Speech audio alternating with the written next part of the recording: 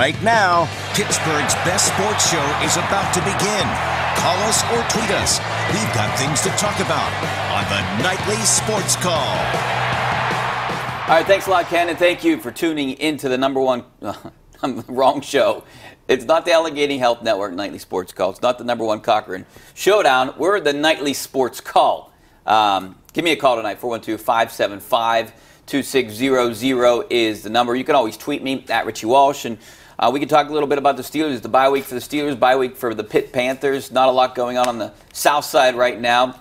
The Steelers have a few days off here until next week, then in Indianapolis. But one of the things I wanted to talk about is, hey, the schedule for the Steelers got a whole lot easier today. Unfortunately, Deshaun Watson is done for the season, the quarterback of the Texans. He tore his ACL on his right knee in practice today, so he is out. He's having surgery tomorrow to repair the tear. So that means, and we're going to talk a little bit about this on KDKA-TV News coming up tonight during sports, but the Steelers are going to be facing 4 backup quarterbacks, 8 games left. Half of them are against backup quarterbacks. And if you saw the sportscast earlier today on KDKA-TV, we talked a little bit about, you know, the Steelers are a second-half team. Ed Bouchette pointed it out. Ed Bouchette talked about it, broke it down, how the Steelers have been 6-2 most of the times, 7-1 once, and they're pretty good when it comes to the second half of the season. I think they're going to be 6-2. Would not be surprised if they're 7-1, especially now. One of the games I thought they would lose was that Houston game at Houston. Deshaun Watson, a pretty good rookie. The Steelers haven't played great on the road the last couple years. That was on Christmas. So that was a game I had penciled in as a loss. Now I have penciled in as a win. I don't think the Steelers could lose to Tom Savage, but you never know in these kind of situations.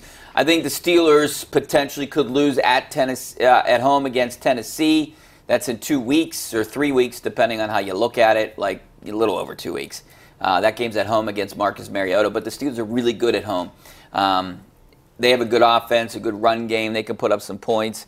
It could be a game where the Steelers struggle a little bit. So potentially you're looking at 7-1. Now, that New England game, I think the Steelers are a better team right now. I think the Steelers can beat New England, but it's like the Washington Capitals against the Penguins. The Capitals might be the better team, but the Penguins are in their heads, and I think that's kind of the situation right now with the Steelers. New England has their number. They can't seem to beat the Patriots, especially if you're going up to Foxborough in New England. That would be tough. So the Steelers, that's a game the Steelers need to win when you're looking at these 8 games. But if you want to talk about that, you have coming up this week Jacoby Brissett.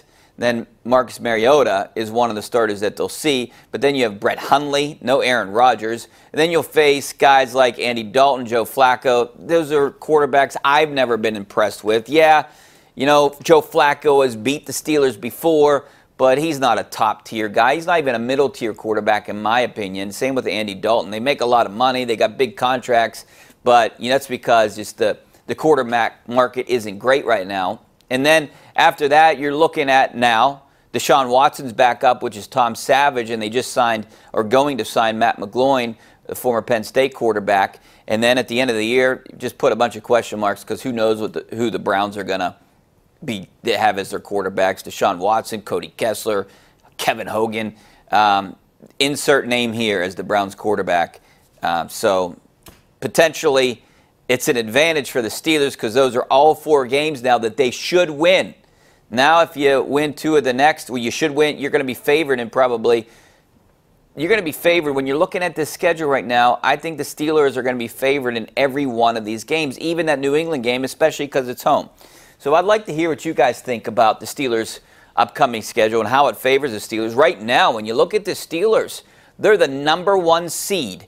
If the playoffs were to start today, which they don't this weekend, they're the #1 seed with the tiebreakers. I know they're tied with New England and Kansas City with the record, but they're the #1 seed if you go with tiebreakers. And that's pretty good position for the Steelers right now. And being a second-half team, I kind of like their chances.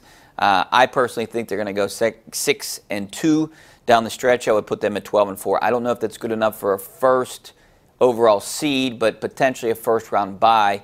I'd love to hear your guys' thoughts on that. We'll be talking about that. The Penguins are playing right now, second game of a back-to-back set. They haven't been good in those second games. Right now that game is scoreless. Tristan Jarry, maybe they found a good backup goaltending situation right now. So give me a call. 412-575-2600 is the number, or you can always tweet me at Rich Walsh. See you in a couple minutes.